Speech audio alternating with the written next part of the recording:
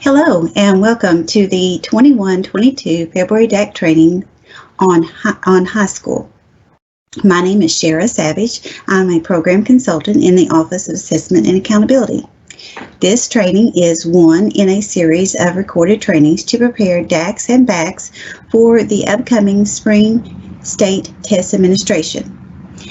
As a result of the overwhelming positive feedback on the recorded trainings last year, OAA is continuing to provide pre-recorded trainings in advance of scheduled question and answer sessions. Today's agenda, we will cover the end of course of the EOC exams and the ACT state administration. Now I would like to give you a brief overview of the early graduation pathway and the end of course assessments. There is a difference between a student who is in the early graduate pathway and one who graduates early. Although the wording is similar, early graduation pathway is tied to an early graduation certificate scholarship and benchmarks, whereas graduating early is tied to the completion of all minimum high school graduation requirements in less than 4 years. Even if a student is not part of the early graduation pathway, the decision for the student to graduate should be made in conjunction with the school administration and central office. Per 704 KAR 3305, students working towards the early graduation and receipt of a corresponding early graduation certificate shall be supported by development and monitoring of an individual learning plan to support their efforts. All children are unique. So as you think about early graduation, there are many factors which could affect a student's and/or parent's decision to pursue this pathway. Social emotional maturity, future goals and aspirations, students' desire to take multiple advanced placement or dual credit courses in high school, financial readiness to support college tuition, students' ability to complete their requirements for early graduation within 3 years or less, participation in local events traditionally determined by grade classifications such as prom, valedictorian, governor's scholarship, etc. The early graduation program will stay in effect. Senate Bill 158 establishes that early graduation is a deliberate pathway for students in grades 9 through 11 who wish to move on when ready, receive a diploma from the district, and be eligible for acceptance into Kentucky public universities, nonprofit colleges, independent colleges, and universities. The pathway provides a financial scholarship known as the Early Graduation Certificate to support this action. Just to reiterate, early graduation pathway is a deliberate pathway for students in grades 9 through 11 who wish to move on when ready, receive a diploma from their district, and be eligible for acceptance into Kentucky public universities and nonprofit independent colleges and universities. The pathway provides a financial scholarship known as the Early Graduation Certificate to support this action. Therefore, this is different from simply graduating early. Graduating early is a credit-based option requiring students to meet minimum high school requirements and graduating in less than 4 years. This option is a local district policy and decision. Who is eligible for the early graduation pathway and the EOC assessments? Students participating in the pathway must meet the requirements set forth by 704 KAR 3305, including the following. Students must notify the school principal within the first 30 days of the school year in which they intend to graduate.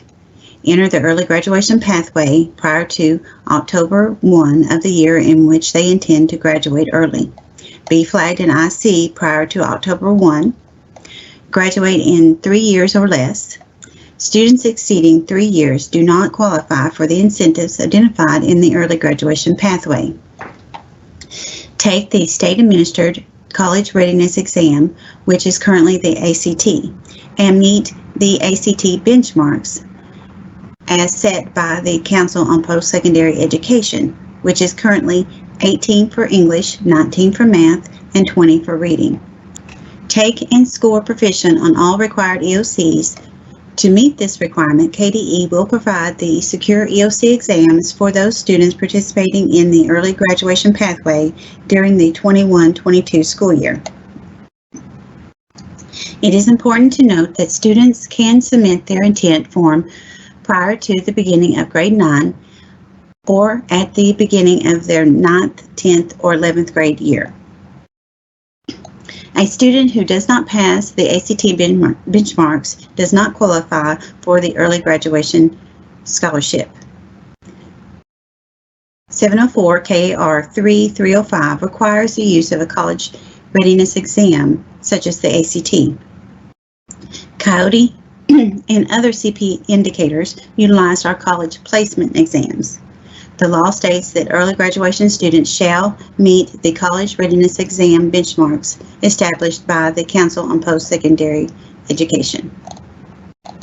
For students who have missed ACT benchmarks and are testing in June of their junior year, the law says each public high school shall report all early graduation scholarship certificate recipients by July 1 for the previous academic year to the Kentucky Higher Education Assistance Authority.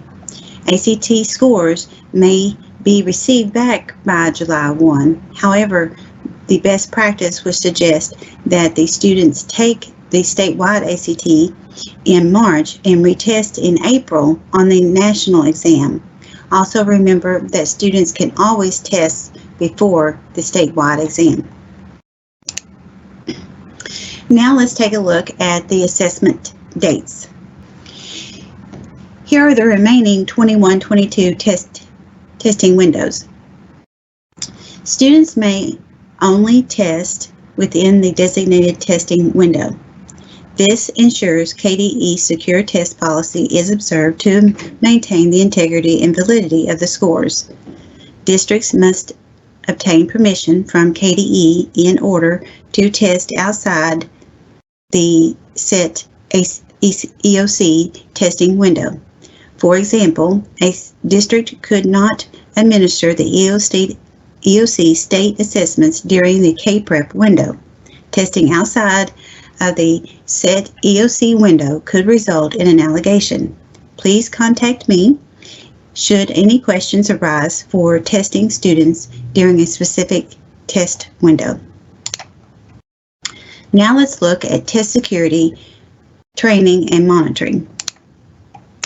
A secure, uniform state administration of the end-of-course assessments is essential for successfully measuring students' academic skills.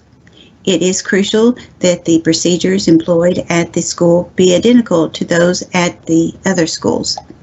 Preparing for state assessments require district and building assessment coordinators to work together to make certain that test security is maintained.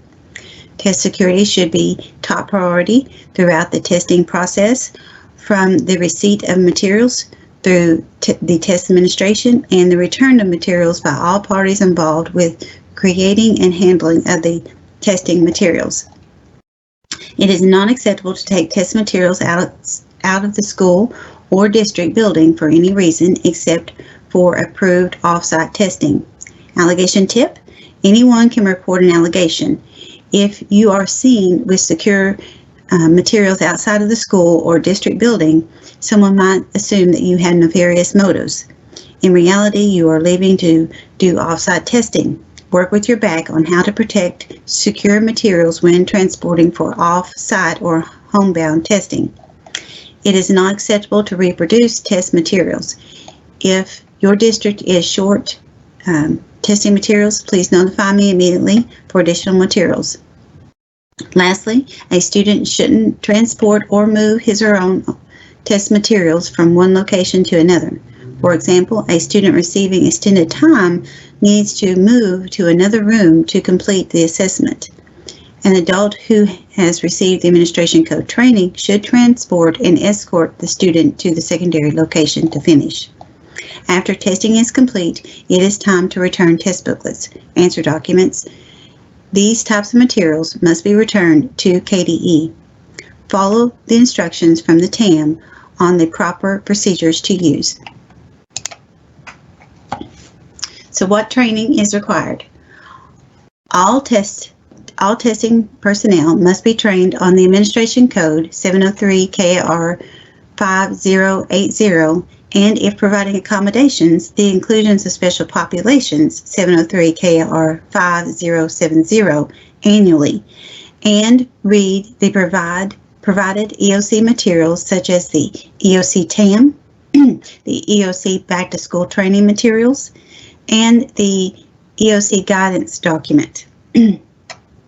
All testing personnel can help create a fair testing environment by strictly adhering to these policies and procedures. In addition to the training, office hours will be held throughout the testing cycle for district assessment coordinators and building assessment coordinators and test coordinators. The office hours and dates will be announced in the Monday DAC email.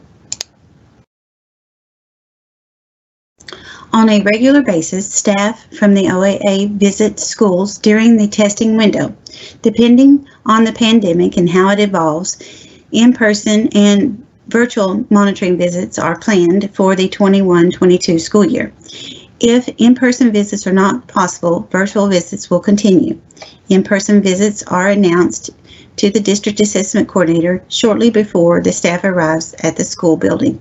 Sites are chosen both by purposeful and random selection. Virtual visits are scheduled well in advance.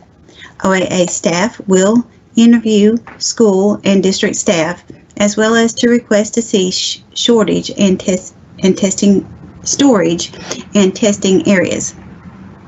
Certain documents are also collected at the time of the visit. Any situation that is found to violate the Administration Code or inclusions of Special Populations Regulation is reported as an allegation. Allegations are investigated by KDE staff. The investigations require documentation of the incident to be submitted and can include additional school visits and interviews with those involved, students and staff. What is involved with receiving and returning materials? Materials for each test window will be shipped to the DAC within 10 days prior to the opening of the test window selected. Please inventory materials within 48 hours that they are received to ensure the correct test booklets and answer documents requested for each student have been obtained. Failure to inventory in a timely manner could result in the student testing in the next testing window. The shipment will only include test booklets and inventory sheets. The DAC or designee is to return the testing materials on or before the established return deadline. All secure test materials, including assessments, booklets, answer sheets, if paper is required, must be returned to KDE by the return shipping deadline. If you receive materials and the students have withdrawn from the pathway, please return testing materials immediately. Districts and schools are responsible for paying the return postage. Districts and schools can choose their return shipping method, but the shipping provider must enable tracking to provide a tracking number. The tracking number can be housed at the district. However, should an issue arise, the tracking number would be required. Districts are encouraged to return materials as soon as students are finished testing to ensure the security of the test materials. As a reminder, all test materials are to be secured from the time the test materials are delivered until they are returned. So how and when are materials returned to OAA? The table provided gives the shipping deadlines associated with each testing window. Just to reiterate, districts and schools are responsible for paying the return postage. Districts and schools can choose their method of shipping, but the shipping provider must enable tracking and provide a tracking number. Districts are encouraged to return materials as soon as students are finished testing to ensure timely scoring. The DAC or designee is to return the tested materials on or before the established return deadline. The shipping address is included in the EOC guidance document. Now let's take a look at the electronic answer document. The EOC state assessments and answer documents are online in electronic format. It is the expectation that examinees complete the EOC assessment by using the electronic answer document. It is not acceptable to have students answer in their test booklets, such practice will result in delayed scores. If an examinee cannot respond to test items on the electronic form due to individual education program, an IEP or 504 plan, or a program service plan, special permission to use paper answer document may be requested. Please contact me for approval and get those paper answer documents shipped. Examinees must use pencils when completing all information sections and gridding and writing answers if completing the assessment with the paper answer document. Included with your electronic test administration manual will be the Word document titled Early Graduation Pathway EOC Assessment Electronic Answer Document. Prior to students' arrival, please load the electronic answer document on the testing device. Once the student is admitted to the testing room, scripts and directions have been read, and the student is ready to begin the exam, the student is to open the EOC electronic answer document. For today's example, U.S. History Part 1 will be used.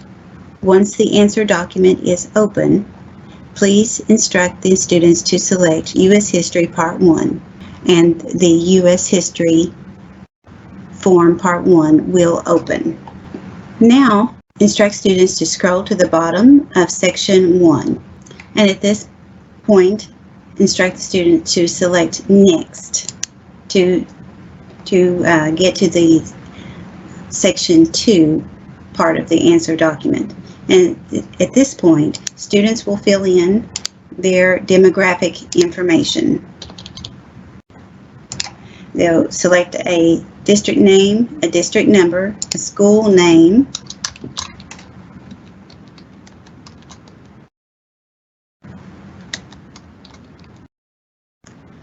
then they will enter in their school number.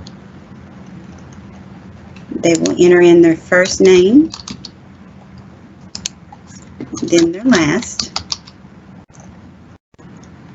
Then they will enter in their SSID number, their student number, their student SSID number, the date they are taking the exam, their test proctor name, and then lastly they will enter in their room number.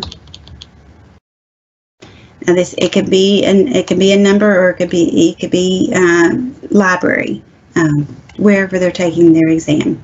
At this point, you want to warn them not to hit the submit button. The submit button at this point will generate a blank answer document. So at this point, you want them to select back, and then here is where they'll enter in their they will start the exam. So at this point, you would distribute the test booklets with the front of the test booklet facing down. Students should not open the test booklets until they are told to do so. Once the test booklets have been distributed, students will turn the test booklets so the front of the cover faces up. Students will print their name, school, and district name at the top of the test booklet cover, front cover. Then the students will open the booklet to the inside cover and read the directions. Students will have 45 minutes to complete Part 1. When students have finished the assessments, the student will select next at the bottom of the form once they filled in all of their questions, and they will select next. Students can, at this point, review their demographic information, and then at that point submit their answer document. Now, something that does commonly occur is when the students are initially filling out their demographics. Sometimes they get ahead of you, work ahead of you, and they hit this submit button prior to completing their exam, and they submit a blank answer document. It's fine. Just send me an email letting me know what has happened, so that I can delete that blank answer document, long as it's a blank answer document, and then include that on your irregularity report, and then just allow the student to start again. So this is example for part 1. Then they also have to do the same procedure for part 2. Now let's look at the scoring information. The table provided is the cut scores for each content area and performance level of the EOC assessments and the CPE benchmarks. Just a reminder, students must score proficient on each EOC assessment and meet the CPE benchmarks on the ACT. OAA will score assessments and return score reports to the DACs. DACs will receive a summary report of all tested students and their scores by content area at the completion of scoring for each test window. Individuals' student score reports with the name of the student and the scale score.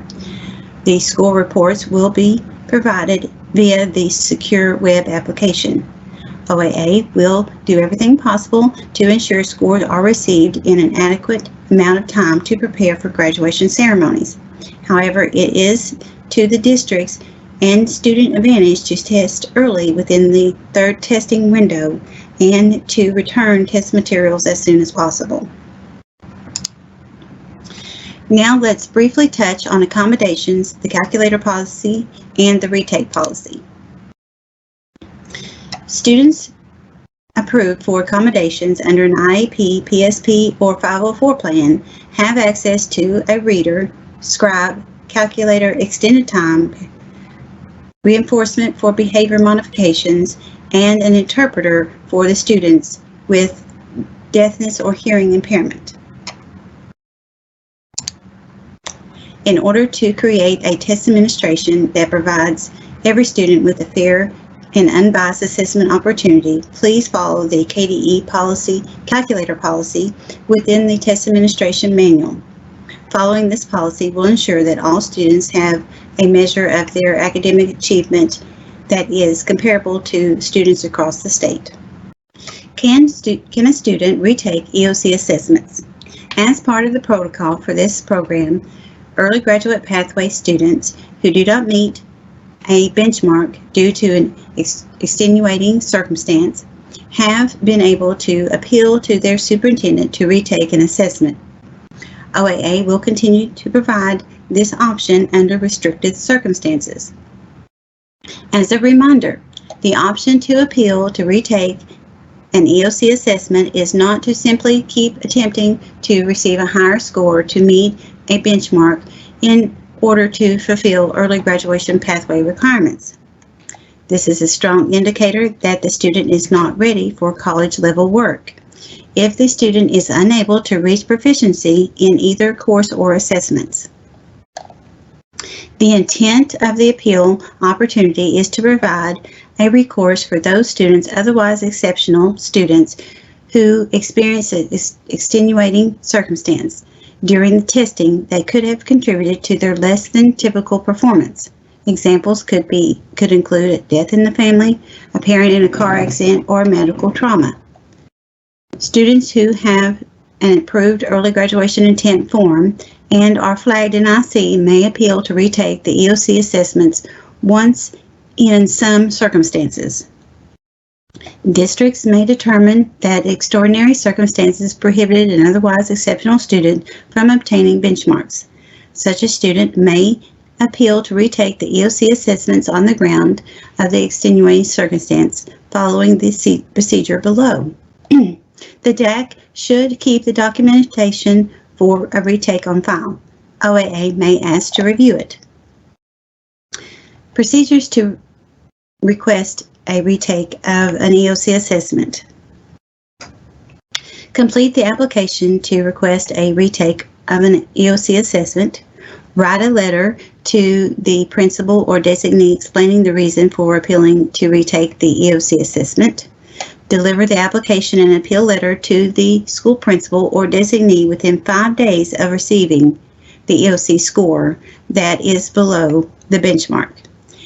If your appeal is approved by the school administrator, the letter and the application will be delivered to the superintendent or designee. If the superintendent approves the EOC retake, the DAC may request the assessment for the next test window. If your appeal is denied by the school administrator or superintendent, the application process is terminated. So there is a deadline due to the fact that there'll be no remaining test windows after test window 3, and because of the amount of turnaround time needed to ship materials, have them returned, score the assessments, and prepare the score reports, OAA must set a deadline for students requesting a retake. OAA will not be able to consider a retake request after May 15th of 2022. The retake policy and form can be found in Appendix A of the EOC guidance document. The DAC should keep the rationale on file for the retake. If the appeal is approved, the student may retake the test. Orders for retakes from last year, from the 2021 school year, should have been included in the order report that was submitted to KDE by November 1. For students that are approved for retakes during the 21-22 school year, a special order should be arranged with myself. As a reminder, a student is only allowed to retake an exam one time. So here is the EOC resources and contact information. So the resources, all the resources discussed here throughout this presentation for the end of course exams are listed for you here on this slide. And here is our contact information for the early graduation pathway. Program related questions, please contact Dr. Sweeney. And for the EOC assessment related questions, please contact me. Now let's take a look at ACT and the spring 22 administration dates. The ACT state administration is moving online. OAA is taking a phased-in approach to this new policy by encouraging schools to test online during the 21-22 school year. This decision was not made lightly. We went to the Commissioner's Student Advisory Council, DAC Advisory, and the Governor-appointed School Curriculum Assessment and Accountability Council to seek feedback. Overwhelmingly, the feedback was positive from the groups. With ACT Online having the same testing platform as the Kentucky Summative Assessment, formerly KPRAP, students are familiar, and we have had tremendous positive success with online testing in Kentucky. ACT has completed a comparability study and found that student test scores increased with online testing. Additionally, other states with ACT state contracts have made a move to fully online testing. Oklahoma has been entirely online for a couple years and has had great success. Our neighbor, Tennessee, has decided to phase into online testing by spring of 2023 as well.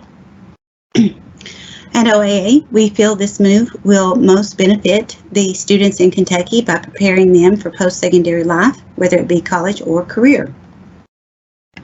With this phased-in approach, schools that still want to test on paper in spring of 22 may select only one test date to offer paper.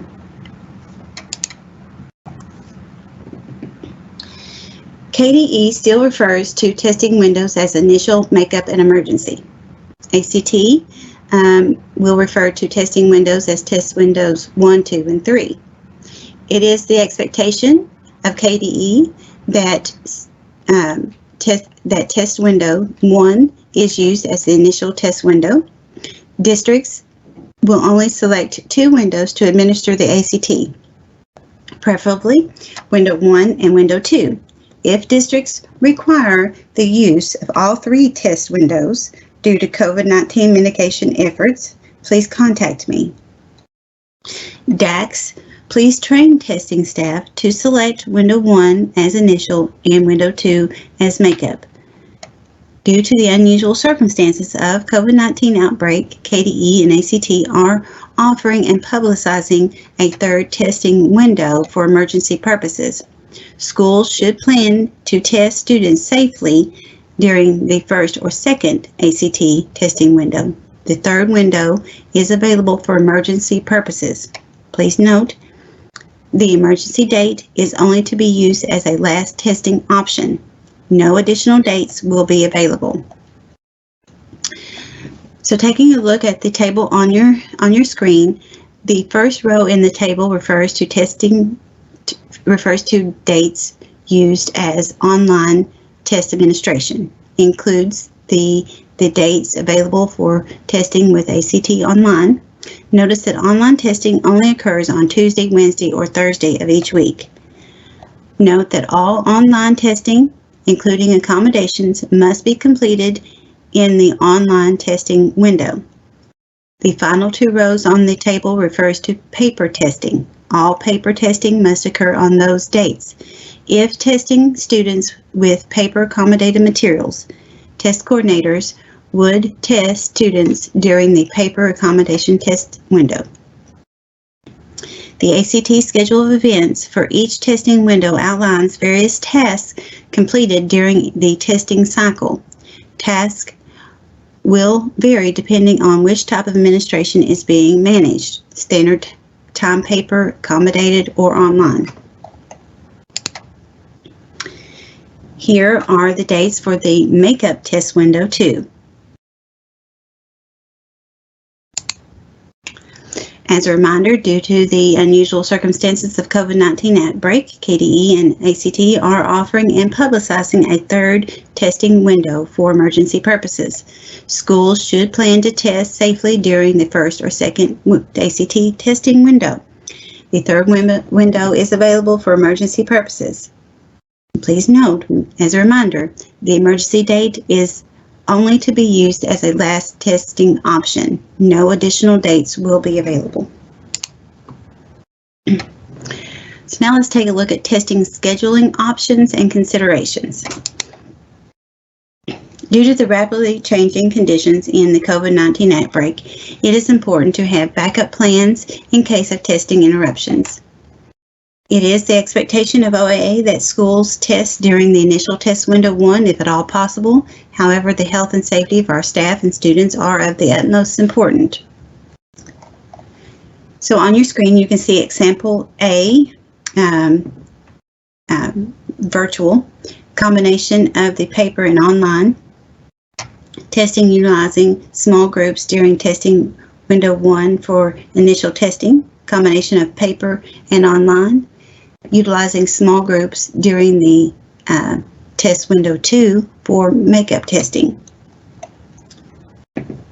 So these are just a few examples of how you can have different, your different testing plans in place for in the event there is testing interruptions. So please contact me if it is necessary to test using examples B or C to work through the logistics of these examples. And as a reminder, schools that still want to test on paper in spring 22 may select one test date to offer paper. It is important to note all online testing refers to in-person testing with trained staff. At this time, KDE and the Administration Code Regulation does not permit remote proctoring for any state assessment. If you decide to utilize both paper and online, schools may select only one test date to offer paper. The potential combinations are numerous, and here are just a few examples of the combinations. For example, a school may decide to test one class online and the rest with paper pencil. Additionally, a school can decide to test one student online and the rest paper pencil. It is important to note whether you test online or with paper, the test must be the first activity of the day. For spring 22, ACT Administration is offering staggered start times, known as the late start policy. This option will be available for paper testing, online testing, and accommodation testing. Districts may offer multiple test sessions within a test day, so long as the rules about the late start time policy, which is outlined in the ACT's administration manual, are followed. The staggered sessions should be structured to avoid overlapping breaks, and the last session must start by 10:30 a.m. In addition, if the staggered start time is used, testing staff must ensure that the examinees from different rooms do not have the ability to interact with each other during breaks.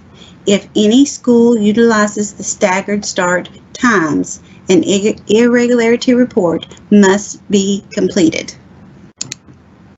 Let's take a look at an example of staggered start time testing schedule. So on your screen, Group A, your accommodated students, begins at 8:30. Now please note the times on your screen will vary based on reading of the scripts and extended time for accommodated students.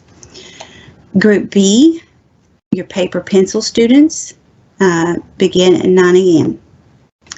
And again, those times will vary based on reading of the scripts. So Group C, half of your online students could begin at 9:30. And Group D, half of the online students would begin at 10:30. And again, those times will vary based on the reading of the scripts. Now the MyACT sessions, remember, cannot be completed on the day of testing. Therefore, non-test sessions have to be scheduled prior to testing day. This policy is limited to multiple overlapping sessions only. For example, Group A could not start and finish prior to Group D starting. Most importantly, please ensure that student groups do not have the opportunity to mingle or pass in the hall during any staggered testing schedule. These are some examples of the staggered time that could be utilized. However, a smaller school with only 2 groups could, for example, utilize Group B and D for a testing schedule.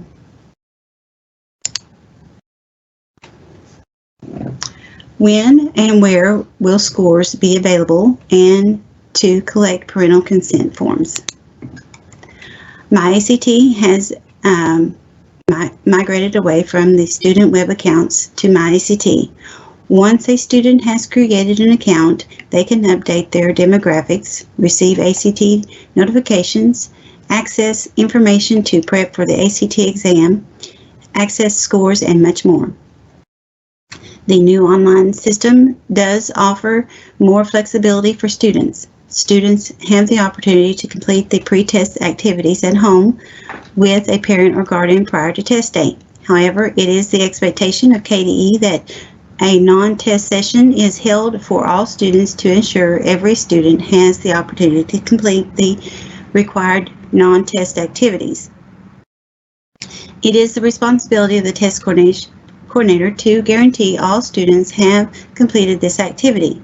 Failure to complete this activity can result in students' inability to send scores to colleges and universities and receive scores. In addition to demographics, MyACT offers test prep activities.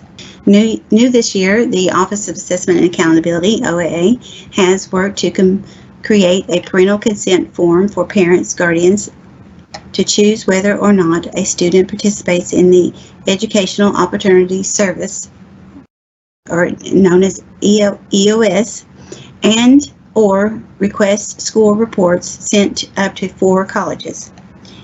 KDE has been working with the U.S. Department of Education to ensure that the KDE and Kentucky school districts are fully compliant regarding federal privacy laws concerning non-test information provided to third parties when administering the Kentucky State Administration of the ACT to juniors in the spring of 2022. In order to be compliant with federal privacy laws, KDE and districts must do the following: ensure that parents and guardians of third-year cohort students under 18 years of age know that the ACT interest inventory is optional, and parents have access to review the questions of the ACT interest inventory prior to the students being asked to fill out the inventory. Ensure that parents, guardians of the third-year cohort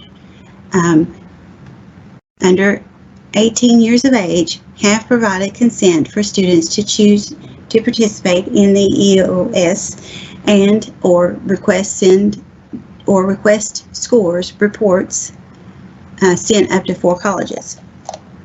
For the Kentucky Spring 22 ACT, students who are under 18 and do not have parental consent cannot be automatically blocked in MyACT from participating in EOS and sending score reports. Districts will be responsible for obtaining parental consent, recording status in PAN with the state use question response, and monitoring student activities in MyACT during in-school non-test sessions to ensure that students without consent do not complete those sections. MyACT status can be tracked on the Student Code Usage Status Report within PAN. All parents and or guardians should be provided information about ACT interest inventory and access to the questions before students complete the inventory. KDE has included a section in the sample parental consent document that meets this requirement. Districts may want to consider including this information in other forms of communication to the third-year cohort parents under the age of 18 in an email, Google form, newsletter, etc. ACT interest inventory. Kentucky students will have access to information for planning beyond high school by completing the non-test portions of the ACT. The ACT interest inventory is completed prior to the test date and considered part of the non-test portion of the assessment.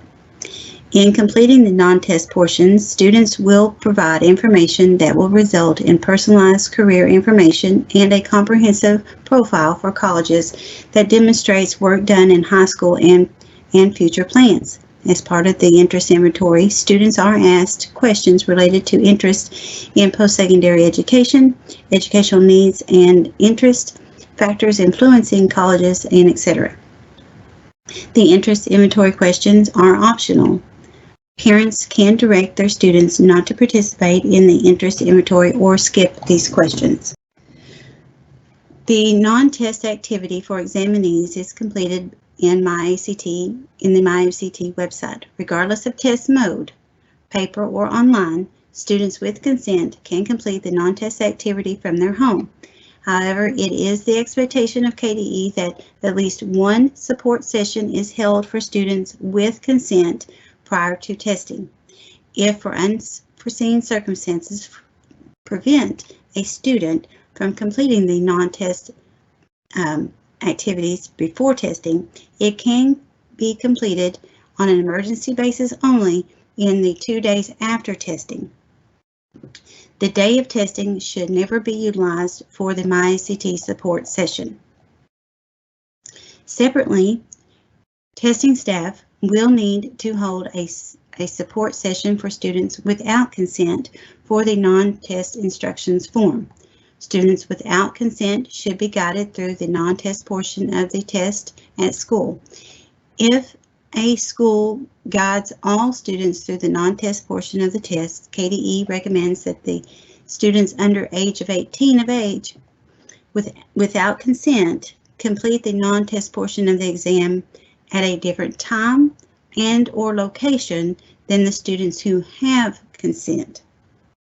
Separating the two cohorts will help test administrators confirm that students are not completing the specific sections of the non-test activity, which impacts EOS opt-in and score reports provided to third parties. Students with consent should be instructed, students without consent should be instructed to skip questions related to the following topics: opting into ACT EOS, requesting score reports be sent to colleges and or scholarship agencies. Tracking students under 18 without parental consent within PAN. Districts must indicate that a student does not have parental consent by answering a state use question in the PAN system. The first question for each student in the state use question will allow districts to indicate they have not received consent from the parent or guardian. The question will read, has this school received parental consent that allows ACT to share scores and information with third parties? The answer options are as follows. The default will be blank. A blank value means student has consent. If a student has consent, the state use question should be left blank. The student is not yet 18 years of age and the school has not received parental consent to release scores or information to third parties. This question only needs to be answered for the students without parental consent. If the student has parental consent, this question should be left blank. Blank answers are understood to mean that the student has parental consent. So what are some key takeaways from the parental consent form and policy? So whether a student has consent or not, the student is still required to test. Do your best to collect consent from each student. Consent can be electronic, written, or oral. Just be sure to document thoroughly. Hold 2 separate support sessions for students with consent and students without consent. Whether the consent is electronic, written, or oral, document thoroughly. How is the ACT used in accountability? The ACT is one of several options students can use to demonstrate academic readiness in the post-secondary readiness indicator. Schools may use scores from any administration of the ACT, national or state, to demonstrate post-secondary readiness. Although the ACT is state-required assessment, it is not a requirement for graduation for most students. However, students participating in the early graduate pathway must pass pass, Council on Post-Secondary Educational established benchmarks on the ACT as part of their program requirements. Senate Bill 128 of 2021, the Supplemental School Year Program, allows students to retake 2021 courses or grades during the 21-22 school year. Students taking advantage of the supplemental year will take the assessment required in their enrolled grade level at the time of testing. Example, a supplemental year student enrolled again as a junior will retake the ACT. Students participating in the supplemental year will be included in accountability except for grade 12 students who have graduated. Students who are assigned a G code in the prior year will not contribute to accountability. Grade 12 students may take optional assessments for their benefit, such as the Coyote. Now let's touch on SDRR and non-participation and documentation. All students must participate in the state-required testing. Senate Bill 1, 2017 mandates grade 11 students must take the college admissions exam. The exception is students who scored 36 on a previous ACT exam. Additionally, those who have been retained and took the exam in the prior year. Kentucky law does not provide students with the choice to opt out of state-required testing. Given the ACT is one of many assessments students can use to demonstrate post-secondary readiness, OAA is removing the task of collecting non-participation for ACT rosters in SDRR. ACT will continue to be included in SDRR as part of the post-secondary readiness indicator in grade 12 and/or upon graduation in spring rosters and fall data review. Please note, any student at the district or school level that does not test, please keep documentation at the local level. The documentation could be requested during monitor visits. It would be rare for a student not to test due to the flexibility during the testing windows. So just to reiterate, it is the expectation that all juniors and eligible early graduate students test. Remember, early grad students only test once in high school, not necessarily as juniors if they already took the assessment as sophomores. DACs will be provided more guidance in the upcoming months on the oversight of any discrepancies in the list of students during the spring 22 administration of the ACT.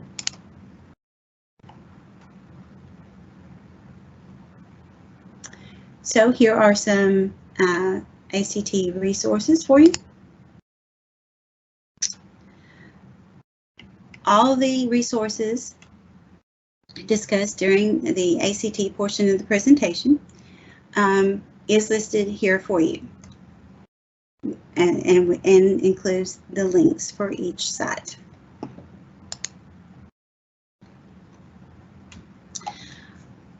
Spring is several months away, and hopefully COVID-19 will be under control.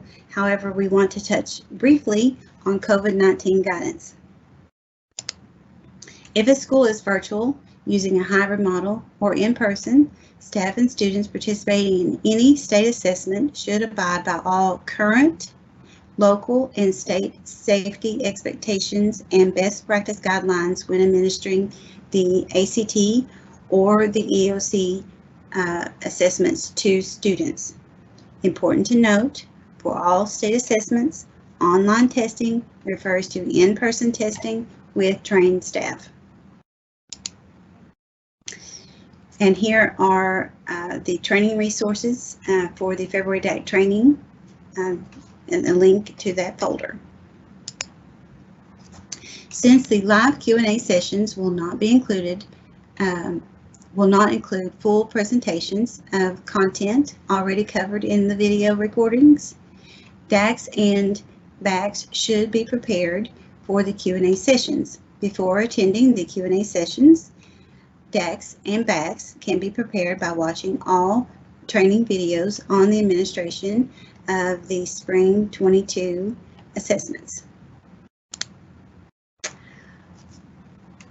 The February DAC Q&A sessions will follow the same topics and timeframes at each location. The agenda and times on the slide will be followed. Participants planning to attend specific sessions can depend on these timeframes. Additionally, if weather, COVID-19, or other circumstances impact in-person sessions, the Q&A session will be held online. This concludes the high school training portion of the February DAC trainings. If you have any questions, please feel free to contact us at 502-564-4394 or at dacinfo@education.ky.gov. Thank you for your time and attendance today.